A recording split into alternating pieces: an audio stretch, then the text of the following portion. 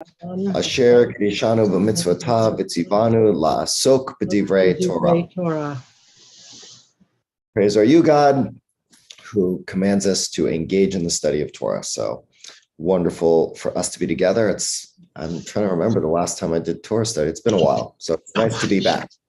I do want to. Yeah, I saw your message. Excuse me for interrupting. I saw your message with you were walking your daughter with your dog in your neighborhood, and it so touched my heart because I'm so grateful that you are able to live in such a wonderful neighborhood. Pray for me because it looks like I might be able to do the same one day. If Rick talked to Andrew Lloyd Webber about me in New York, which he's going to talk to him about me, nothing's happened yet, but just please pray because I would love to sing on Broadway. All right, prayers your way, Donna. Okay. I want to start just, of course, I've been thinking a lot about what's going on in the world. So before we even get into that, I wanted to just recognize the fact that 3 more Israelis were killed by another terrorist attack yesterday in Tel Aviv. And I think that brings it up now to 13 people killed in the span of 2.5 weeks. So that's just horrific. And of course, all the violence in Ukraine. So I just needed to name that mostly for myself, just to be aware of what's going on out there.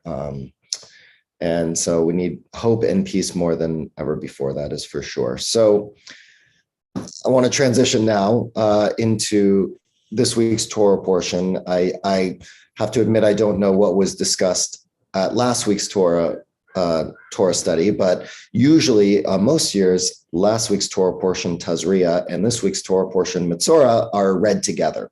They're very much in line with one another and connected. Really, this week's Torah portion is almost a continuation of sorts of what is discussed and what was brought up last week.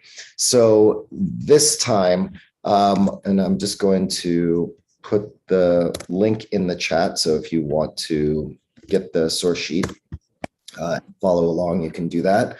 And also I will put a PDF version in the chat in a minute, so that, because as I've realized, I never get through all the material that I put on these source sheets. So that way, on your own time over Shabbat, you can look at some of the other resources. But as I was saying, this is a continuation of last week's Torah portion, in thematically speaking. And of course, these Torah portions, even this one more so than last week, is like the ultimate worst for bar and bat mitzvah students, mostly for the second part of the Torah portion, which we're not going to talk about today, which really has to do with, male and female bodily fluids. So things that, of course, for 13-year-old boys and girls is not something they, first of all, want to read, let alone then potentially write a Devar Torah about. So we're going to focus also on the first part of the Torah portion, which, as was introduced last week, has to do with this thing called sara'at, and this idea, which usually is translated as leprosy, but really is not leprosy. There's actually no indication that it's a specific skin disease at all, though it seems to be some scaled affection, scale disease. And what we're going to talk about really today is the move from the literal to the figurative, which of course the rabbis do on a regular basis, and our tradition does regularly with many of the elements of the Torah. It's just that we're in the book of Leviticus, and the book of Leviticus doesn't read like a story, unlike the books of Genesis, Exodus, and Numbers, and Deuteronomy to a degree. So we're in the middle, almost literally in the middle of the Torah, and almost to, I think, what is the highlight of the book of Leviticus, and one of the highlights of the entire Torah, which is Leviticus 19, Kedoshim. That's in a couple of weeks. But we're really in this part that has to do, as we've found throughout the beginning of the book of Leviticus, this idea of purity and impurity. And what we have to keep in mind is that the Torah is not focusing so much on physical purity and impurity. It really moves into a space of spiritual purity and impurity, while on the surface, the text seems to be really just focusing on physicality. That's not how our tradition takes the text at all. So first, I want us to just read it and to know what's being discussed in this Torah portion. We're not going to read the whole thing, but I do want us to look at the beginning of it, so you have a sense of in context for what then the rabbis decide to focus on when we get further into our study together. Okay, so you have the source sheet, but I am going to share my screen and you can read along. I will read it out loud. I know it's a little small, so I apologize. Okay. So we again are talking about this leprous disease, and this Torah portion begins at chapter 14 with what we're supposed to do in order to purify a person after they have this leprous, scaly disease, however you want to call it, sara'at, on their body and also potentially on their clothing or on their house, as we'll see a little later. So God spoke to Moses saying, "This shall be the ritual for a leper." Again, this is the translation, but a leper is not technically the right probably word for it. At the time of being purified, when it has been reported to the priest shall go outside the camp. If the priest sees that the leper has been healed of the scaly affection, the priest shall order 2 live pure birds, cedar wood, crimson stuff, and hyssop to be brought for the one to be purified. Just a reminder that the leper, the afflicted person, is outside of the camp, is now separated from the rest of the community in isolation. Of course, over the last couple of years with COVID, this has been a text that has really resonated with people to really think about what does it mean in these 2 Torah portions to be talking about those who have to go into isolation and their return back from isolation into the community, which is something, of course, we've had to deal with a lot through this pandemic. The priest shall order the 2 live birds, etc. The priest shall order one of the birds slaughtered over fresh water in an earthen vessel, and he shall take the live bird along with the cedar wood, the crimson stuff, and the hyssop, and dip them together with the live bird in the blood of the bird that was slaughtered over the fresh water. Okay, so slaughters a bird, the blood drips into the earthen vessel, into the water, and then he takes the live bird along with the cedar wood and this crimson stuff and hyssop and dips them together into the water, the bloody water. He shall then sprinkle it 7 times on the one to be purified of the eruption and effect the purification, and he shall set the live bird free in the open country. The one to be purified shall wash those clothes, shave off all hair, and bathe in water, and then shall be pure. After that, the camp may be entered, but one must remain outside one's tent 7 days. So we have part 1.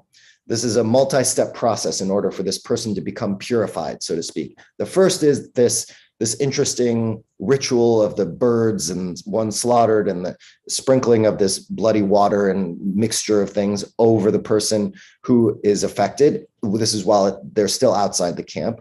And as soon as that's done, now they can come back into the camp and be with other people, but they can't go into their house yet. So it doesn't really say where they stay, but they're not staying in their own tent or their own home. And they have to remain kind of in this, well, I guess what would be considered a liminal period, a liminal time between 2 spaces for 7 days after they have shaved off all of their hair. On the 7th day, all hair shall be shaved off again, of head of beard and eyebrows. Having shaved off all hair, the person shall wash those clothes and bathe the body in water, and then shall be pure. So this is purification number 2. First, they had to be purified in order to come back into the camp. Now they're being purified again without the blood ritual, but this time again, the shaving off of all hair. And then they are now pure, part 2. Then on the 8th day, that person shall take 2 male lambs without blemish, 1 ewe lamb in its first year without blemish, 3/10 of a measure of choice flour with oil mixed in it for a meal offering, and 1 log of oil, a measurement of oil. These shall be presented before Adonai with the party to be purified at the entrance of the tent of meeting by the priest who performs the purification. I then skipped ... We don't need to go too much into all of that, and I didn't want to bore you. The rest of the oil in his palm, the priest shall put on the head of the one being purified. Thus the priest shall make expiation for that person before Adonai. The priest shall then offer the sin offering and make expiation for the one being purified of defilement.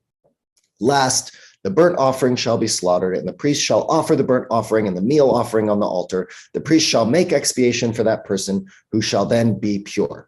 Okay, so now, finally, after 3 times and various rituals, first with the 2 birds, then with the shaving of the all the hair when they're already in the camp. And finally, again, after a sacrifice that is offered at the tent of meeting, the tabernacle, the sanctuary, so to speak, then finally, this person is pure for the third and final time. And then they are completely eligible to go about their life back in the community. Okay, so that, again, this is just background. We're going to get to how the rabbis interpret this in a minute, but I also want to point out, because this is another interesting section, which is continuation soon thereafter, the above section I just read.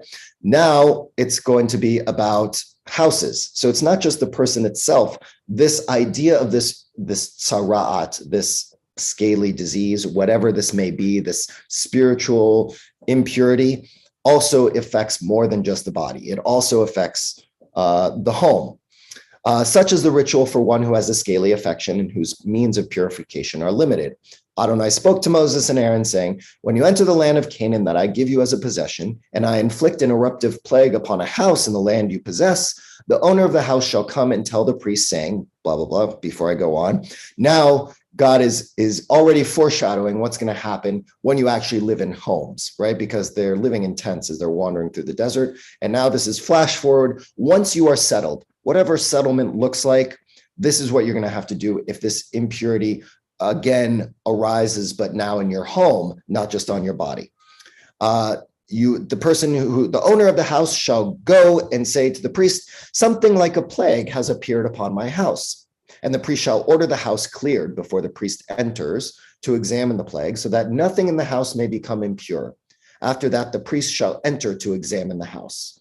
If, when he examines the plague in the walls of the house is found to consist of greenish or reddish streaks that appear to go deep into the wall, the priest shall come out of the house to the entrance of the house and close up the house for 7 days.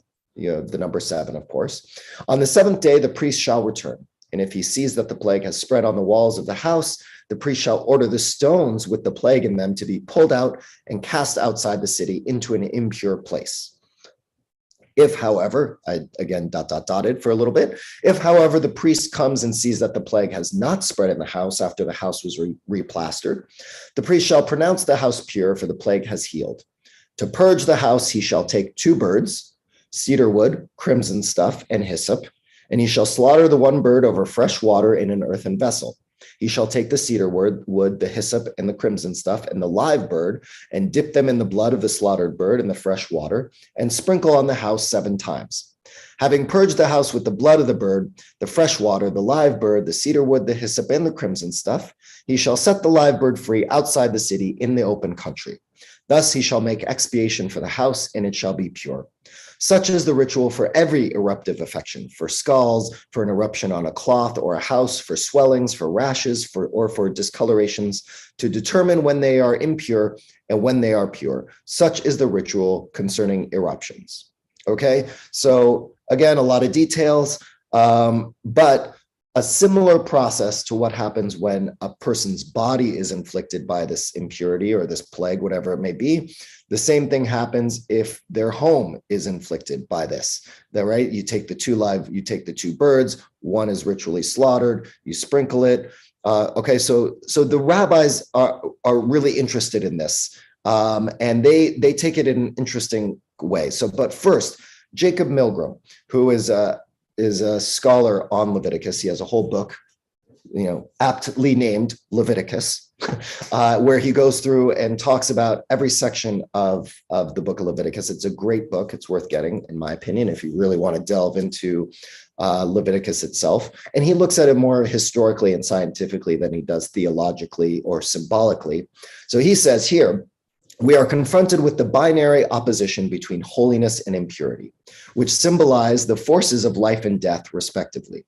The bird right was retained, meaning, because he references in the part that I don't talk about here and I didn't put here, he talks about how there were other cultures at the time who also had bird rituals or rituals of purification.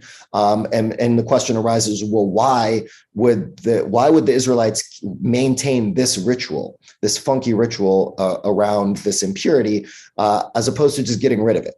The bird right was retained not only for the negative reason that the masses insisted on it, In other words, remember, we have to keep in mind that a lot of rituals and traditions around ancient Israelites, they were mixed in with other cultures and traditions. And so they were aware of these other things and wanted to, and many of them Judaism was trying to figure out a way to maintain its own identity, but also speak to people who are exposed to other cultures and other traditions. Okay. But because from the priestly point of view, it presented vividly and forcefully the very battle and victory of life over death. All elements employed in the rite were connotative of life: the live wild birds, the live spring water, the life blood, and the blood-like ingredients, the red cedar and the crimson yarn. In opposition to this life-affirming ritual stands the scale disease, which itself so clearly illustrates the forces of death. Okay, so I'm just going to pause for a minute right there. This is, of course, from his interpretation. The real issue at play here about this pure and impure is, again, back to a major theme throughout Leviticus and throughout the Torah, which is life versus death. And we are a people who affirm life and we abhor death. And so any time in there, later on, there are sections which talk about exposure to a dead body and how you become impure for a set period of time, that we always are trying to both save a life and affirm life. And all that we do is about how to bring more vitality into the world and how to maintain vitality truly in ourselves, from a health perspective even.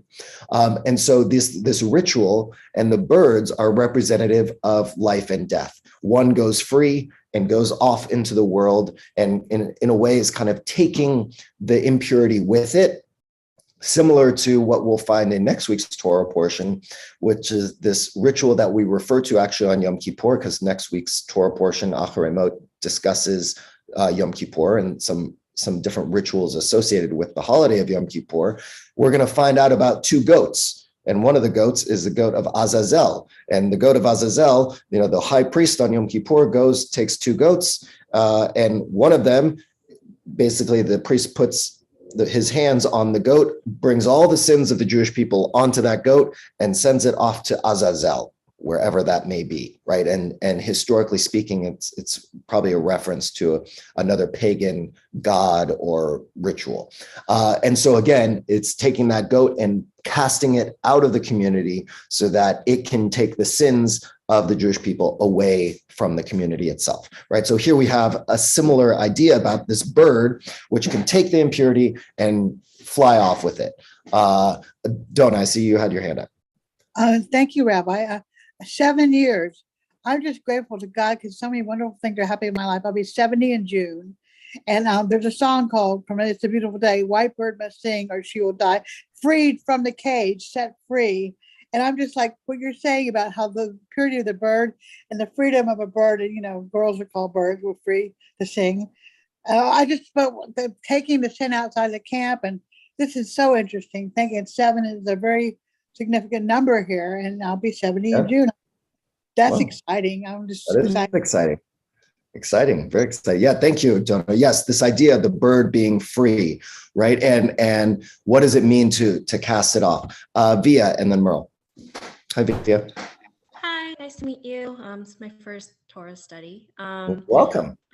Thank you. An interesting Torah portion to delve into at your first Torah study. So, so it's interesting. I just converted last week, went through the mikvah and the Sandra Kaplan Beit Inn. So would that live spring water be considered a mikvah during this ritual?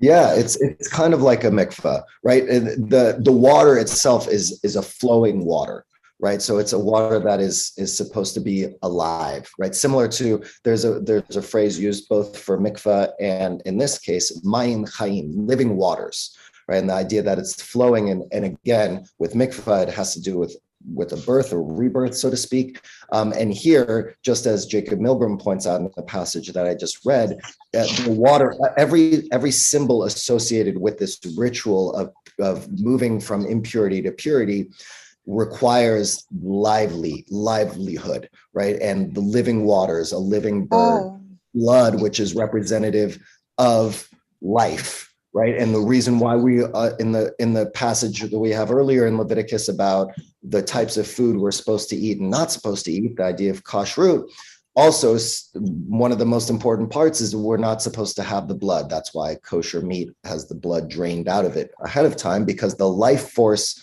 of an animal exists in its blood according to our tradition. And who are we as humans to take the life force of something? We have the power to actually kill in order to eat and sustain ourselves, but the blood itself was considered the life force, and only God has access to the life force itself. We as humans shouldn't. And that in order for us to maintain a little bit of humility, we need to leave the blood and not consume it ourselves. Okay. Thank you. Thanks, Via. Merle. I'm just curious, is there any specific kind of bird, or is it any bird? I mean, I know with kashrut, certain birds aren't kosher. It doesn't say here, especially because this bird is not eaten. And so we could assume it's just, it seems to be, it has to be a wild bird.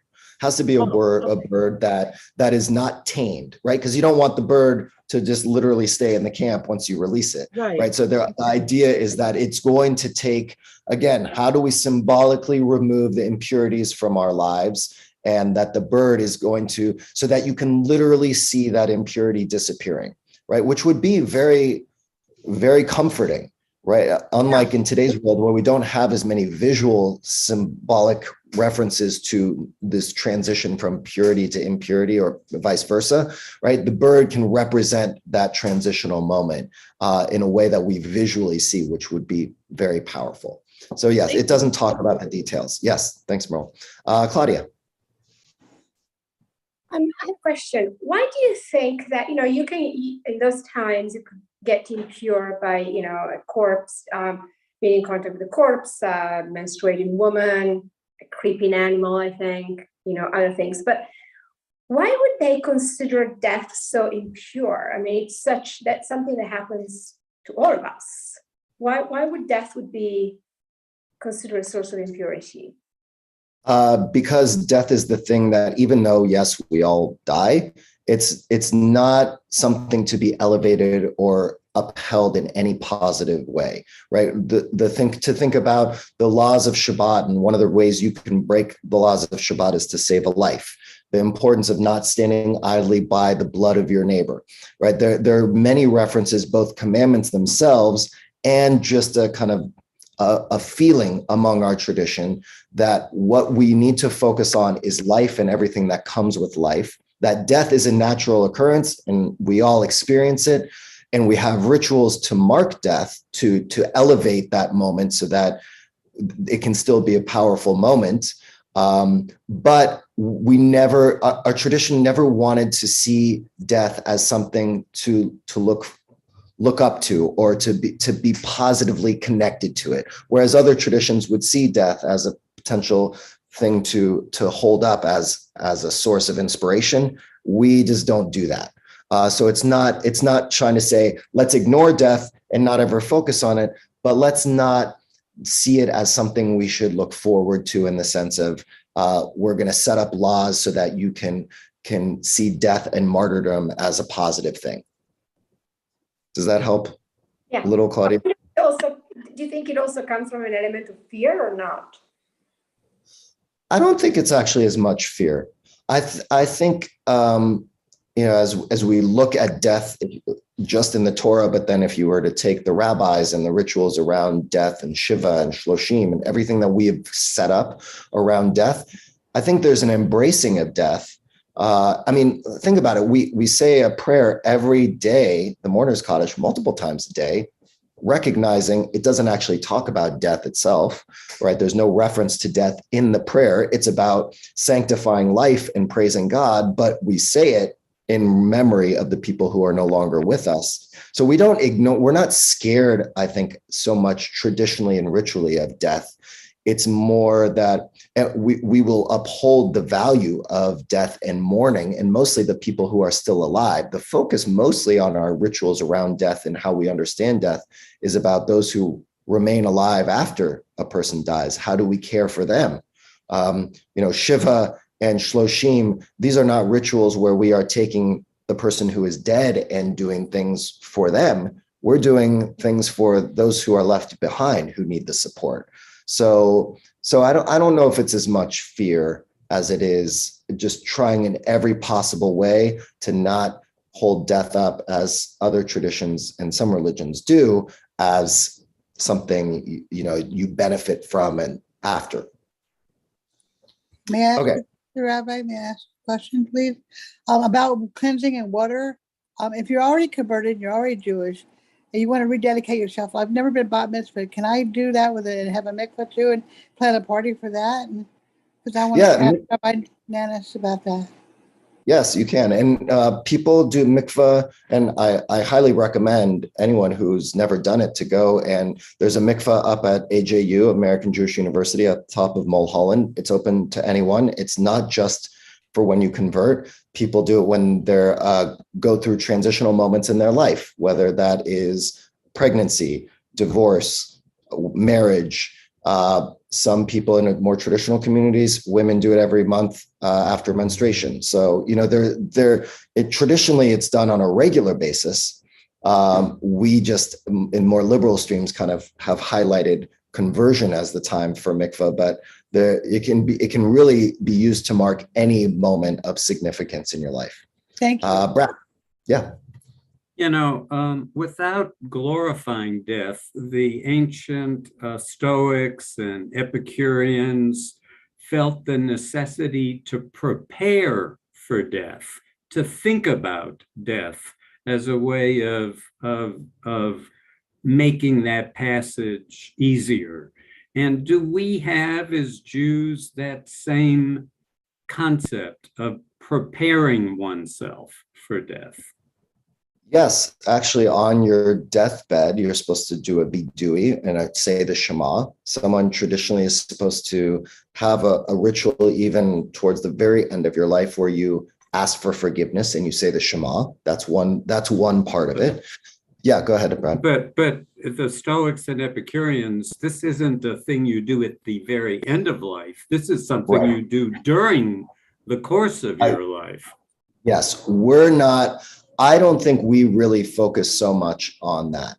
There aren't many rituals, at least nothing that comes to mind that we are supposed to do or think about to necessarily prepare for our deaths.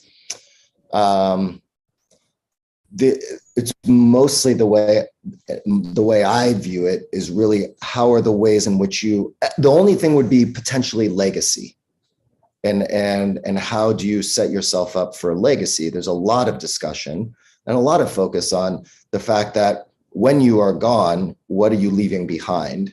And so how can you, I guess you could see legacy as a preparation for death. How are you making sure, for example, the famous story of Honi, the circle maker, it's found in the Talmud, who comes to a man, you've probably heard this one, who's planting a carob tree or some kind of tree, I think it's carob, and it's an old man. And so Honi says to this man, you're planting the seed, but you're not going to be around to see it grow and to benefit from its fruits. Why are you doing this? Right. And the man says, I'm planting it for the next generation, for my children and grandchildren to benefit from the tree. Right. And it's a story that's used, again, really around this idea of legacy.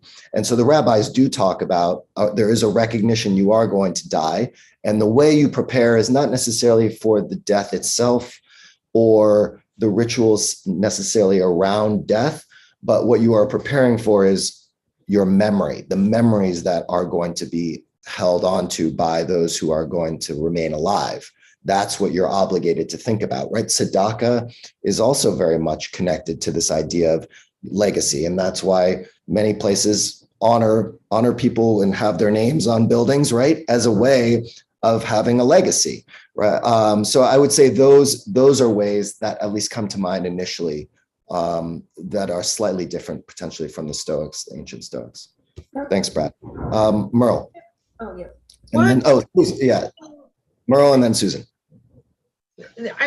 This is fascinating and I get it all, but I look at somebody like my mother who had Alzheimer's for like 5 years and couldn't communicate. And I mean, we went ahead and created whatever legacy we could. And when camp is rebuilt, we will have that legacy as well.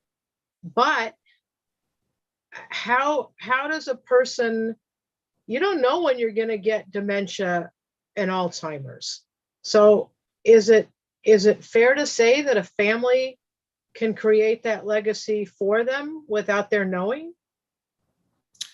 It's an interesting question. My initial reaction would be no, you create your own legacy.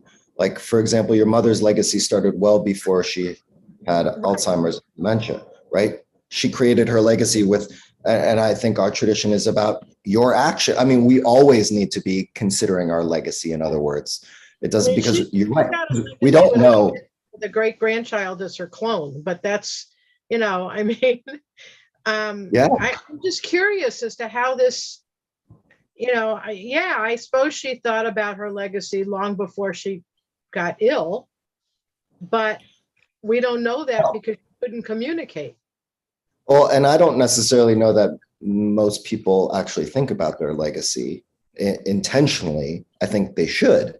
And I think, you know, a eulogy is a perfect example of how people, even if they haven't spent time themselves thinking about their own legacy, the people who are there at the funeral eulogize them and are articulating that person's legacy.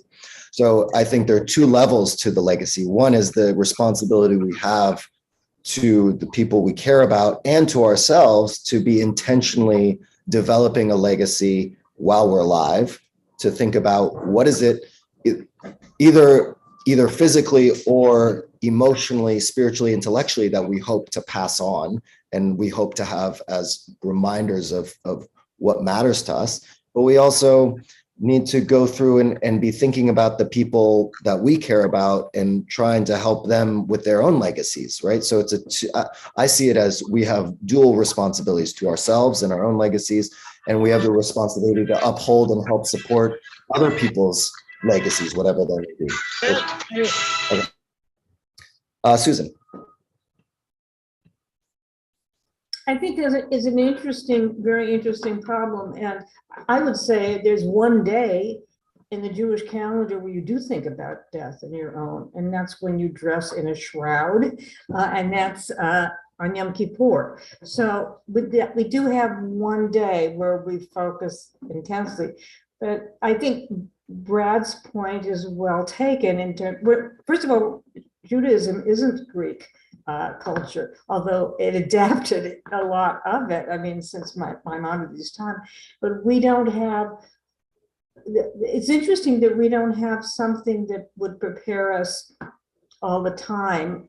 I mean, and actually literally, you know, as you see yourself decline and the like. So I get it with legacy. I guess the closest would be responsa to assisted suicide, or a responsa that might be there for pulling the plug.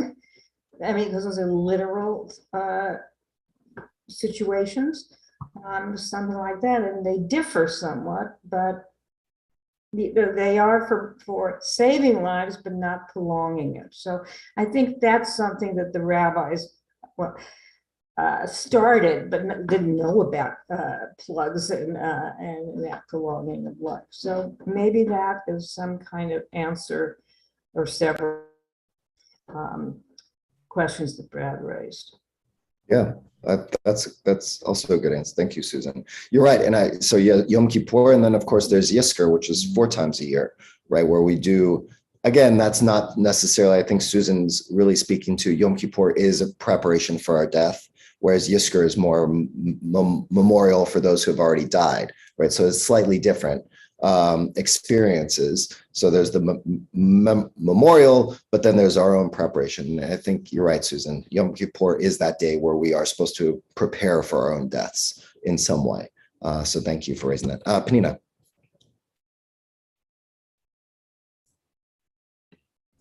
All right. I think that looking at the laws, it's all preparation for the living.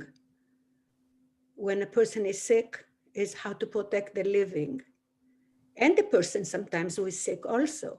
But once you are actually not alive anymore, then the whole idea is how to protect the living still. With the Shiva, not to leave them alone. With the burial, make sure that the body doesn't become something that will infect other people.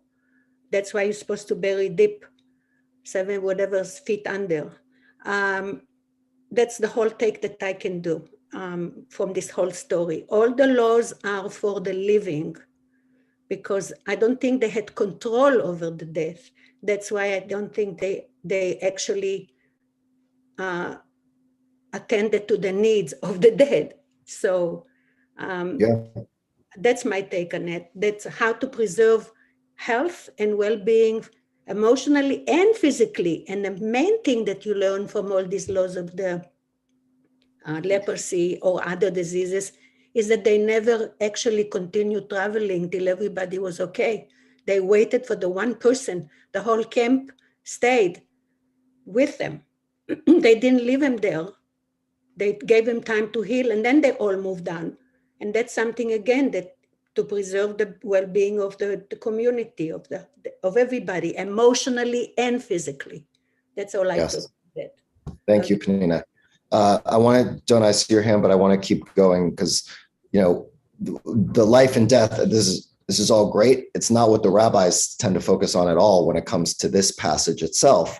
They actually focus on another aspect of life. So I want to make sure we get to one other example that we'll come back to when we get to the book of Numbers, but then this is going to lead us into what the rabbis tend to focus on when we're looking at this week's Torah portion. Okay. So you may have heard about this story. Miriam and Aaron spoke against Moses because of the Cushite woman that he had taken into his household as his wife. Because remember, Moses married a non-Jew, a non-Israelite woman. He took a Cushite woman. They said, has God spoken only through Moses? Has God not spoken through us as well? And Adonai heard it. Now Moses himself was very humble, more so than any other human being on earth. Suddenly Adonai called to Moses, Aaron, and Miriam, come out, you three, to the tent of meeting. So the three of them went out. Adonai came down in a pillar of cloud, stopped at the entrance of the tent, and called out, Aaron and Miriam. The two of them came forward. And God said, hear these my words. When prophets of Adonai arise among you, I make myself known to them in a vision. I speak with them in a dream. Not so with my servant Moses. He is trusted throughout my household. With him I speak mouth to mouth plainly and not in riddles, and he beholds the likeness of Adonai. How then did you not shrink from speaking against my servant Moses? Still incensed with them, Adonai departed. As the cloud withdrew from the tent, there was Miriam stricken with snow-white scales. If I had put the Hebrew up, it would have said sara'at, which is the same affliction that we are reading about in this week's Torah portion. When Aaron turned toward Miriam, he saw that she was stricken with scales, again, the same word. And Aaron said to Moses, O my Lord, account not to us the sin which we committed in our folly. Let her not be like a stillbirth, which emerges from its mother's womb with half its flesh eaten away. So Moses cried out to God, saying, O God, pray heal her. By the way, that's El Na Rifana La, right? One of the Mishaberach prayers sometimes that we offer, El Na Rifana La. That's from this line, from this story. But Adonai said to Moses, if her father spat in her face, would she not bear her shame for 7 days? Again, 7 days. Let her be shut out of the camp for 7 days, and then let her be readmitted. So Miriam was shut out of camp 7 days, and the people did not march until Miriam was readmitted, similar to what Penina had said earlier. After that, the people set out from Hatzerot and encamped in the wilderness of Paran.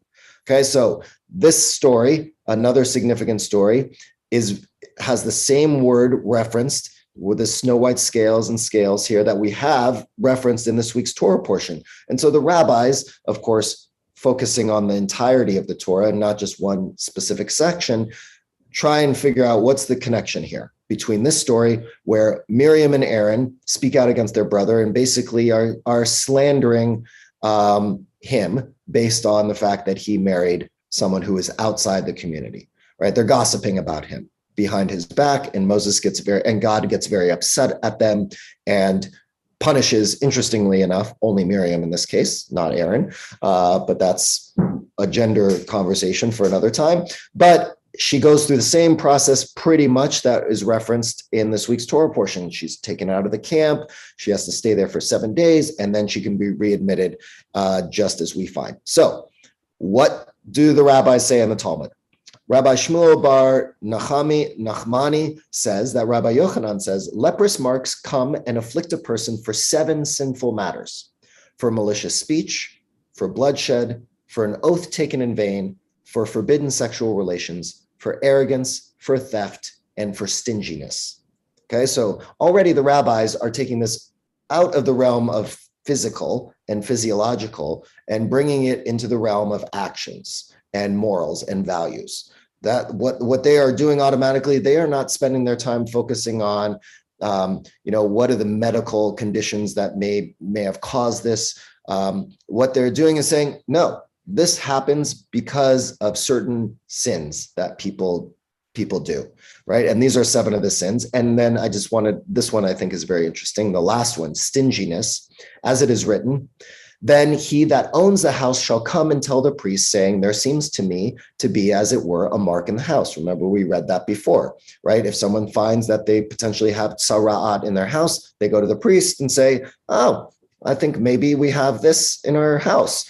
And so they say, and the school of Rabbi Yishmael taught, the verse calls him the one who owns the house, because it is referring to one who was stingy and treated his house as being exclusively his and did not allow others to share his property, right? So their proof, as we know, the rabbis, if they're going to make a statement like this and have 7 sins for which tzara'at comes, they're going to have proof texts for each of those 7 sins. They're not just going to say it out of the blue. They always have a proof, some text from some part of our tradition to back up their interpretation. And so in this case, how do they back it up? They say, well, actually in the story that we read in this week's Torah portion, it is talking about the fact that, I think someone is unmuted, that in this case, what is stinginess? Someone who doesn't share their property.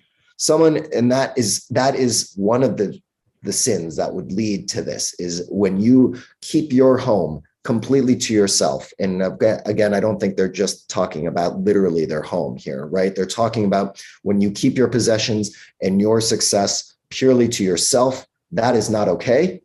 And as a result of that, you can be punished. Okay, I see a couple hands. So let's go that first, Donna, and then Susan. I'm so grateful for you and this wonderful study. You're so wise. About legacy and about not hoarding what you have and honoring the living while you're alive. Like Rabbi Leader says, don't make a donation on your deathbed. While you're alive, what you do, and protecting, like in the Shiva, to protect those that are left behind. And so many things I want to do with me and my husband, for my grandchildren, for everyone. I'm so grateful for this study. That's all I want to say. Thank you, Rabbi. Thank you, Donna. Susan and then Via. Okay, so I have some questions about that, and maybe if you go back to it.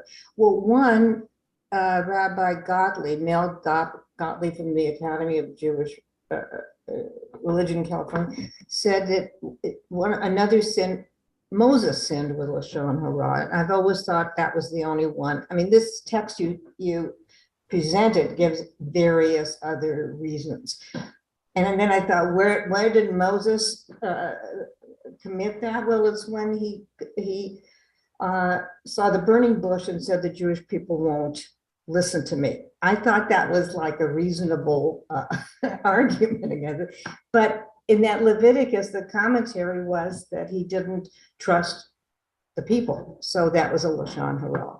But now this guy mentioned, I get stinginess for the house. But what are the other ones? Where do they have proof texts for arrogance, for sexual relations, for what are some of the other things that he mentioned? Taking an oath in vain, theft. Yeah. Where do they have texts for that? They have them. They're from a variety. I just didn't include them on here because I didn't want to get caught in all those, but they have a proof that if you go to a great way now to research any text is to go to Sefaria.org. Yeah. And if you go in the search tab, now on this document, you have the page of Talmud Arachin 16a. If you were to type Arachin 16a into the search tab at safaria.org at the top, it will take you to the entire text, and you can see the other examples. I just removed them from this one when I put together the source sheet. So I don't remember off the top of my head, but they have a proof text for each one of those. Yeah. Via. I guess it's more of a technical question. Would those 7 sins also be considered a negative commandment? Well, they're not a negative commandment in the sense that here in the Talmud, the commandments, negative and positive commandments, are usually just associated with the 613 that we find in the Torah, the 5 books themselves. So usually what the Talmud is doing is expanding on some of the commandments, in this case, the negative commandments that are referenced in the Torah itself. So these are associated with commandments you find in the Torah, but these themselves are not categorized. The Talmud itself, even though by many traditional Jews is considered to have also been given at Mount Sinai with the 10 Commandments, is still, there's a differentiation made between the laws that we find in the Torah versus the laws we find in the Mishnah and the Talmud. But they are in a sense associated with negative mitzvot, negative commandments. Thank you. Yeah. Okay, so let's see. They don't stop there. The rabbis don't. Oh, that's not the one I want to do. Where is it? This one. Okay. They keep going. They actually take it beyond just these 7 sins, and they do start to focus in on one in particular. But of course, now they have multiple lists. So now Vayikra Rabbah, which is Midrash, different from Talmud, but Midrash is where they come up with interpretations and stories to interpret what happens in the Torah. This will be the law of the Metzora. Remember, this is what we're talking about, this week's Torah portion. This is that which is written in Proverbs: 6 things the Lord hates, 7 are an abomination to his soul. It's a dispute between Rabbi Meir and the rabbis. Rabbi Meir says 6 and 7 together is 13. The rabbis say 7 exist. The 7 which is written is because the 7th is as harsh as them all put together. And which is this? This is one who incites brothers to quarrel. And these are them, the full 7. A haughty bearing, a lying tongue, hands that shed innocent blood, a mind that hatches evil plots, feet quick to run to evil, a false witness testifying lies, and one who incites brothers to quarrel. And Rabbi Yochanan said, and all of them are struck with tzara'at. So let me just explain this. Just like the Talmud had its own set of 7, here the Midrash is coming up with another set. In this case, they're coming up with 7 total, not 13. The beginning is they're going back and forth. Is it 6? Is it 7? Is it 13? But they say they're at least 7. These ones are slightly different than the ones that we found in the Talmud, right? They have to do a haughty bearing, a lying tongue, hands that shed innocent blood, a mind that hatches evil plots, etc. And they're saying there's one that is equal to them all in terms of the severity. And the one that is the most severe, and that when you do that, it is equal to doing all the other 6 together, is one who incites brothers to quarrel.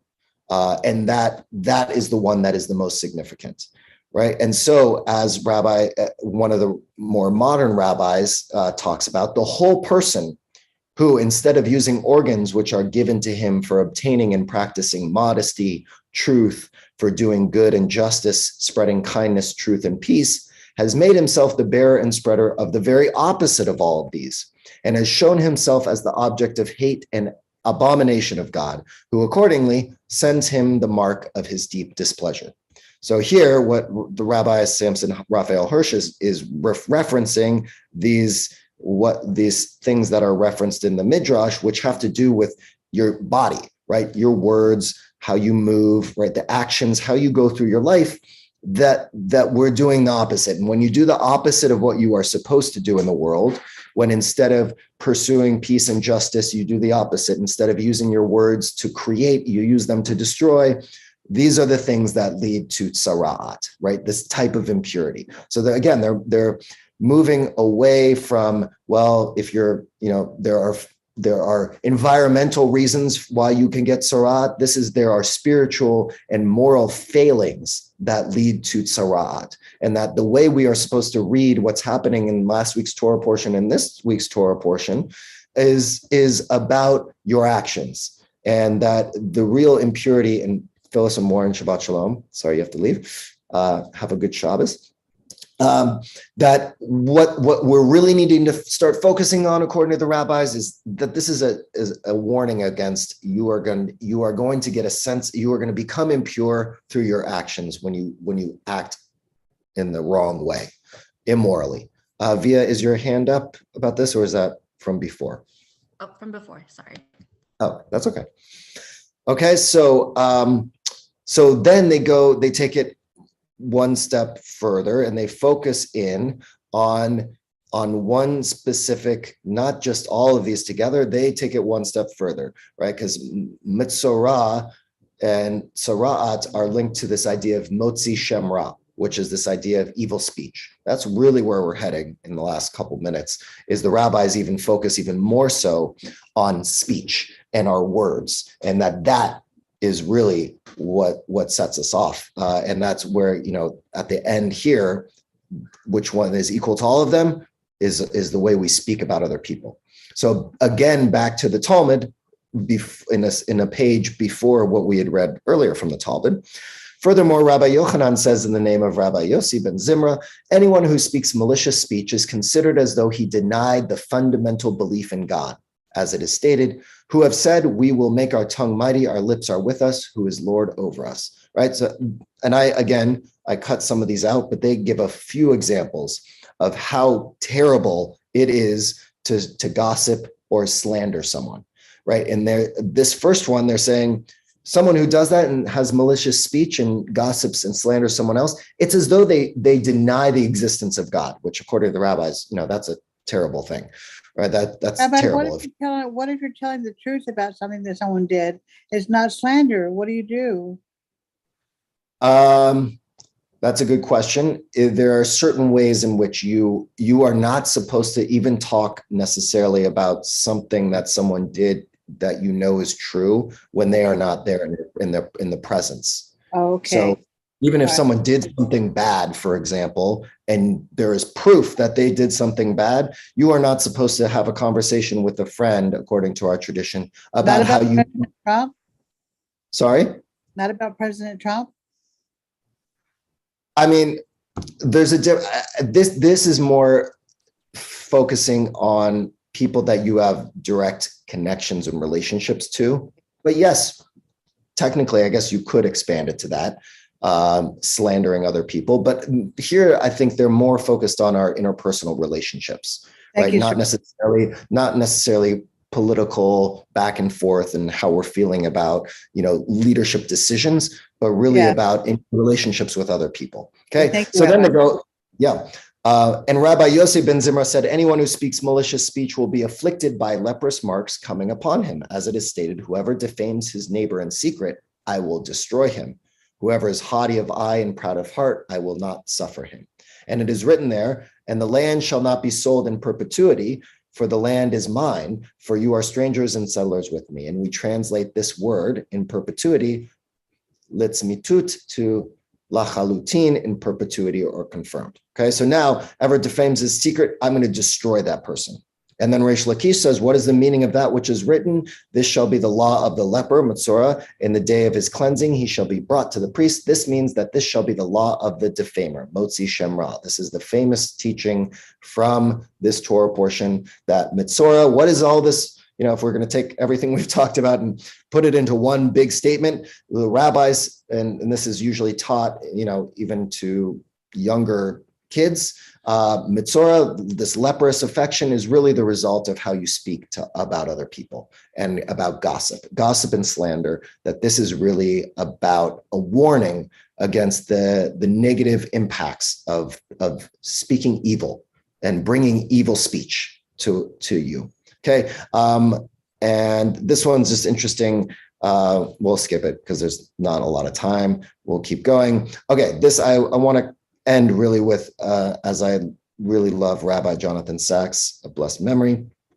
he in reference to a book that was written, he's kind of talking about the difference between shame cultures and guilt cultures. Because if we think about the process in which someone has to be purified from this sara'at, they really are ashamed. It's one of the few moments, I think, that you find in the Torah where we focus on shame as opposed to guilt. And I'm going to read this in a minute, but we are very much a guilt-driven culture, Jewish culture, but much of society is shame-based, right? And so there is shame associated with the person who is afflicted with sara'at, which according to the rabbis, they are afflicted because they gossip or speak slander. And in that case, the person is literally shamed. I mean, they're taken out of the camp, they are separated, they have to go through this ritual, they are ostracized from the community. It's really shameful way of trying to teach a lesson. But he makes a really important point that I think is important for us to keep in mind in our own American culture today, which is in shame cultures, what matters is the judgment of others. Acting morally means conforming to public roles, rules, and expectations. You do what other people expect you to do. You follow society's conventions. If you fail to do so, society punishes you by subjecting you to shame, ridicule, disapproval, humiliation, and ostracism. In guilt cultures, what matters is not what other people think, but what the voice of conscience tells you. Living morally means acting in accordance with internalized moral imperatives. You shall and you shall not. Back to Via's, positive and negative commandments question. What matters is what you know to be right and wrong. People in shame cultures are other directed. They care about how they appear in the eyes of others, or as we would say today, they care about their image. People in guilt cultures are inner directed. They care about what they know about themselves in moments of absolute honesty. Shame is public humiliation. Guilt is inner torment. And so really, if you think about how we're moving into the holiday of Passover and where we say we were strangers in the land of Egypt, we're reminded, and Brene Brown, who I'm reading a book by her called Dare to Lead, talks about shame. And the antidote to shame is empathy, right? When we can actually associate ourselves, not to sympathy, but how can empathy play a role to counter the negative impacts of shame? And saying we were strangers in the land of Egypt is a way, I think, of trying to bring some empathy back into our lives. How can we really be empathic and recognize that the way we speak matters? And we, the world was created with words. In the beginning, in Bereshit, God speaks and the world is created. So we are supposed to learn from that words have the power, of course, to create, or they have the power to destroy. And this Torah portion, according to the rabbis, moves into a place of we really need to use our words to bring purity into the world and not impurity. And that when we slander, when we gossip, when we use our words immorally and for the wrong reasons, that leads to a more impure society. And we have a responsibility, especially now as we move into Passover, to really think about how can we bring more empathy and how can we be careful with the words we use. So we're out of time. Oh, thank you, Rabbi. Thank you, everyone. I wish you both a Shabbat Shalom and a wonderful Pesach. I hope you have a meaningful Pesach. And I will be back with you, I think, in a month or so for another Torah portion. Have fun. All right, everyone. Thank you. Shabbat Shalom, everybody. Bye, everybody. Questions. Happy Pesach. Bye. Bye. Thank you for ending with the word empathy, Rabbi. Oh, hi, Merle. Hi there. Love you. Happy Pesach. Lovely, everyone. Have a very lovely Pesach, all of you. Yes. Yeah. Bye, Reese. Bye, everybody. Bye, Dawn. Miss you.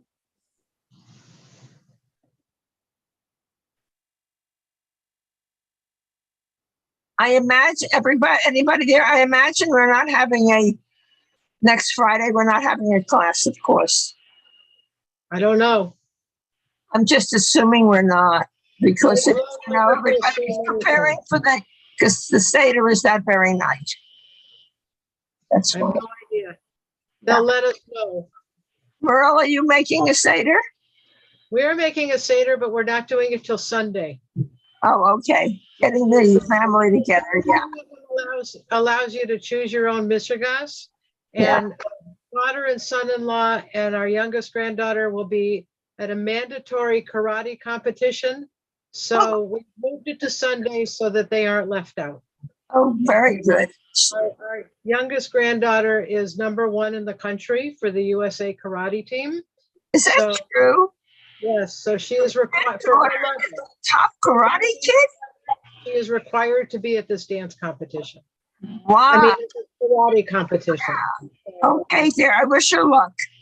Thank you. We'll be cooking on Friday and Saturday for Sunday night. Okay, dear. Bye-bye. Have a wonderful week. Thank you. Hannah, go. Oh, never mind.